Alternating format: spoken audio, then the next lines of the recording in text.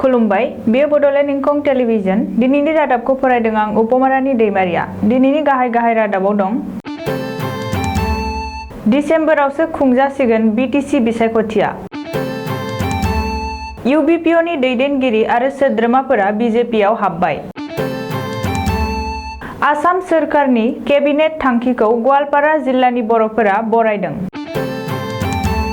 Jiten दत्तखौ आलफानिफ्राय होखारबाय। गेरुकाबारि आउटपस्टनि 3 police जवान हमजादों। मिरु मन्त्रि राम बिलास पासवाना रुंसारि जाबाय। दानिया आबुं रादाब। गिख्रंथाव कर'ना भाइरासनि थाखाय दिन्दां जानानै थानाय बिटिसि बिसायख'थिखौ बिटिसिआव रायजो बेंगिरिनि खुंथाय बारग'लांनायनि सिगां अक्ट'बर दानावनो खुंनो थाखाय बिटिआरनि गुबुन राजखान्थि हान्जाफोर आरो माहारियारि आफादफोरा दाबि खालामगासिनो दंब्लाबो आसाम सोरखारा गनायासै। आसाम सोरखारा फैगौ दिसेम्बर दानावसो बिटिसि बिसायख'थिखौ खुंनो बिथांखि लाबाय। खानापारायाव थानाय आसाम एडमिनिस्ट्रेटिभ स्टाफ कलेजाव बुधबारखालि खुंनाय आसाम केबिनेटनि मोनसे जरखा जथुमाव बिटिसि बिसायख'थिनि सायाव बे बिथांखिखौ लानाय जादों। बेनि बागै आसामनि पार्लियामेन्टारि एफेयार्स मन्त्रि चन्द्र महन पाटवारिया सुलुङाव फोरमायथिनाय बादिब्ला बे समाव गिख्रंथाव कर'ना भाइरासनि बारदेरनाय आरो बेनि अलखदखौ नोजोर होनानै बिटिसि बिसायख'थि खुंथायाव आसामनि सावस्रि बिफाना हेंथा खालामनायजों लोगोसे सरासनस्रा रायजो राजाफोरनि रैखाथिखौ नोजोर होनानै बिटिसि बिसायख'थिखौ फैगौ दिसेम्बर दानावसो खुंनो थाखाय आसाम केबिनेटआ बिथांखि लादों। इउनाइटेड बड' पिपल्स अर्गेनाइजेसन सुंद'यै इउबिपिअनि दैदेनगिरि आरो सोद्रोमाफोरा दिनै बिजेपि दोलोआव उदाङै जइन जाबाय। इउबिपिअनि आफादगिरि मिहिनीश्वर बसुमतारी आरो गाहाय नेहाथारि अनिल बसुमतारीमोनजों लोगोसे आफादनि सा 700निबो बांसिन दैदेनगिरि आरो सोद्रोमाफोरा दिनै बिजेपिआव हाबबाय। आसामनि गिबि मन्त्रि सर्बानन्द सन'वाल, राङारि, सोलोंथाय आरो सावस्रि मन्त्रि ड हिमन्त बिश्व शर्मा आरो आसाम रायजोआरि बिजेपिनि आफादगिरि रन्जित दासमोननि नुजाथिनायाव गुवाहाटीनि श्रीमन्त शंकरदेव कलाक्षेत्रनि नब्लाङाव खुंनाय बिजेपिआव जइन जानाय आरो गोदान सोद्रोमाफोरखौ बरायनाय हाबाफारियाव इउबिपिअनि दैदेनगिरि आरो सोद्रोमाफोरा बाहागो लाहैनानै बिजेपिआव उदाङै जइन खालामदों। मख'नो गोनांदि थांनाय 7 अक्ट'बर खालि आसाम सोरखारनि केबिनेट जथुमायाव बिटिआरनि बाहेराव थानाय बर'फोरनि थाखाय आलादायै बर' कसारी वेलफेयार अट'नमास काउन्सिलनि बिलखौ पास खालामनानै होनायनि उनावनो इउबिपिअनि दैदेनगिरिफोरा बिजेपिआव हाबगोन होननानै प्रेस बिबुंसारनि जोहै फोसावदोंमोन आरो दिनै बेबो जाफुंबाय। थांनाय 27 जानुवारि 2020 इं अक्ट'खालि दुलाराय बर' फरायसा आफाद एनडिएफबिनि मोनब्रै हानजा आरो इउबिपिअजों लोगोसे आसाम आरो भारत सरकारजों जालांनाय थामथि बर' गोजोन गोरोबथानि 5.1 आरो 6.2 दफा बादियै 6थि शेड्युलनि बायजोआव थानाय बर'फोरनि थाखाय बर' कसारी वेलफेयार काउन्सिल दाफुंनाय आरो बर' रावखौ आसामनि लोगो मावख'आरि राव महरै गनायथि होनायखौ आसाम सरकारनि केबिनेट जथुमायाव गनायथि होनायखौ गवालपारा जिल्लानि माहारियारि आफादफोरजों लोगोसे साधारन रायजो सुबुंफोरा बरायो। आसाम सरकारनि केबिनेट जथुमाव गनायथि होनाय खौरांखौ मोननाय लोगो लोगोनो गवालपारा जिल्लानि गुबुन जायगाफोराव बर' सुबुंफोरा आनान गसाइनि सेराव आलारि बाथि सावनानै खाम, सिफुं, सेरजा दामनानै मोसानानै आरो बम गावनानै रंजानायखौ फोरमायो। खौरांगिरिनि सिगाङाव मोगा-मोगि जानानै गवालपारा जिल्ला दुलाराय बर' फरायसा आफादनि गाहाय नेहाथारि धीरज हाज'वारिया थांनाय 1993 मायथाइयाव जालांनाय बिएसि आरो 2003 मायथाइयाव जानाय बिटिसि गोरोबथानि गेजेरजों बुरलुंबुथुरनि खोलाहा थानाय बर'फोरा जेबो मोनफुंनो हायाखैमोन, नाथाय बर' गोजोन गोरोबथा बादियै बर' कसारी वेलफेयार काउन्सिल आरो बर' रावखौ आसामनि लोगो मावख'आरि राव महरै बाहायनो आसाम सरकारनि केबिनेट जथुमा गनायथि होनायखौ गवालपारा जिल्ला दुलाराय बर' फरायसा आफाद आरो गवालपारा जिल्लानि गासै रायजो राजाफोरनि जानानै आसाम सोरखारखौ साबायखर बावहरो।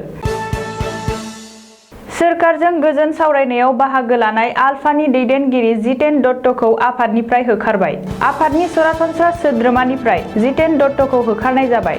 आफादनि सोद्रोमाफोरखौनो बुथारनायनि गोख्रों दाय फोनांनाय जादों जितेन दत्तनि सायाव। नाथाय आफादनि सोद्रोमाखौनो बुथारनाय आरो गुबुन अजद होजानायनि उनावबो गावनि सायाव दाय फोनांनायफोरखौ नंखाय होननानै फोरमान खालामनो खाबु मोननायनि उनावबो सिरियै थानायनि थाखाय जितेन दत्तखौ आफादनिफ्राय होखारबाय। दानिफ्राय जितेन दत्तआ गथ'आ सोरखारजों सावरायनाय आफादनि दैदेनगिरि महरै जाबादि खाबुफोरखौ मोनदोंमोन बेफोरखौ मोननाय नंला होननानै आलफाया गांसे प्रेस बिबुंसारनि गेजेरजों फोरमायथिदों। ओरैहाय परेश बरुवा दैदेननाय आलफा उदांआबो जन भुयाखौ आसामनि सरासनस्रा सोद्रोमानिफ्राय होखारनाय खौरांखौ मोननो हानाय जादों।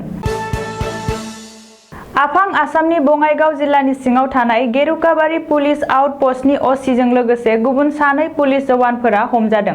गेरुकाबारि आउटपस्टनि असि प्रितम दासजों लोगोसे गुबुन सानै कनस्टेबलआ हमजाबाय। बङाइगाव पुलिसनि मोनसे स्पेशल ब्रान्चआ थांनाय हराव गेरुकाबारि आउटपस्टआव फैनानै साथाम पुलिस जवानफोरखौ एरेस्ट खालामदों। बबेखानि असि प्रितम दासजों लोगोसे गुबुन सानै पुलिस कनस्टेबलखौ बङाइगाव पुलिसनि स्पेशल ब्रान्चआ मा जाहोननि थाखाय एरेस्ट खालामदों बेनि बागै दासिमबो रोखायै मिथिनो मोननाय जायाखै। नाथाय आसामखौ सोमावग्लुंनाय एसआइ रिक्रुटमेन्ट स्केम एबा एसआइ लुथिनाय जाथायाव आखाइ थानाय रबुल हाजरिकाखौ सोमोन्दो लाखिनाय आरो बिखौ रैखा खालामनो नाजानायनि सन्देहआव बङाइगाव पुलिसआ गेरुकाबारि आउटपस्टनि असिजों लोगोसे गुबुन सानै कनस्टेबलखौ एरेस्ट खालामदों होननानै मिथिनो मोननाय जादों। भारतारि राजखान्थिगिरि बिहार लक जनशक्ति पार्टी एलजेपीनि आफादगिरि कन्जिउमार एफेयार्स फुड एन्ड पाब्लिक डिस्ट्रिबिउशन मन्थ्रि राम बिलास पासवानआ मैया बृहस्पतिबारखालि रुंसारि जाबाय। थांनाय गोलाव समनिफ्रायनो बिथाङा बेराम जानानै फाहामथाय लागासिनो दंमोन। सुलुंनि बादिब्ला बिथाङा किडनीजों लोगोसे हार्टनि बेरामजों भुगिनांदोंमोन आरो हार्ट सार्जारिबो खालामनाय जादोंमन। दुखुनांथावदि गोबां फाहामसायावबो बिथाङा मैया बेलासिनि 6 रिंगासो समाव दिल्लीनि फर्टिस देहा फाहामसालियाव जोबथा हां हगारो। बिथांनि बैसोआ 74 बोसोर जाबायमोन। बिथांनि जोनोमा इं 1946 मायथाइनि 5 जुलाइआव कारागारियाव जादोंमोन। बिथाङा 2014 निफ्राय 2019 मायथाइसिम 9थि खेब राज्यसभा आरो लकसभानि एमपिबोमोन। बिथांनि बेबादि रुंसार जानायाव भारतनि गाहाय मन्थ्रि नरेन्द्र मदिआ दुखु फोरमायनानै बुंदों दि आंहा सासे मोजां लोगो आरो गोहोगोरा हेफाजाबगिरि खोमानांबाय। दानिया बोथोरनि खौरां। गाबोन सुनिबार खालिनि बड'लेण्डनि बोथोर।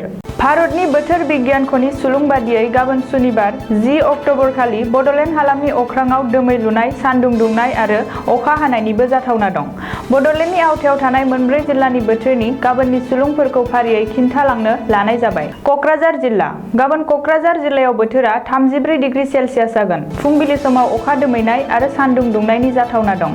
सानजौफु समाव अखा दोमैनायजों लोगोसे सान्दुं दुंनोबो हागौ आरो बोथोरा गुदुं जानो हागौ। थिग बेबादिनो हरनि समाव अखा दोमैनायजों लोगोसे एसे बिबांनि अखा हानायनि जाथावना दं। चिरां जिल्ला। गाबोन चिरां जिल्लायाव बोथोरा 34 डिग्री सेल्सियास जागोन। फुंबिलि समाव अखा दोमैनाय आरो सान्दुं दुंनायनि इसारा दं। सानजौफु समाव अखा दोमैनायजों लोगोसे एसे सान्दुं दुंनो हागौ आरो बोथोरा गुदुं जानो हागौ।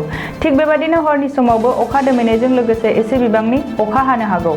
बाक्सा जिल्ला। गाबोन बाक्सा जिल्लायाव बोथोरा 34 डिग्री सेल्सियास जागोन। फुंबिलि समाव अखा दोमैनाय आरो सान्दुं दुंनायनिबो जाथावना दं। सानजौफु समावबो अखा दोमैनाय आरो सान्दुं दुंनायनि जाथावना दं। लोगोसे बोथोरा गुदुं जानो हागौ। थिग बेबादिनो हरनि समावबो अखा दोमैनाय आरो अखा हानायनि एसे जाथावना दं।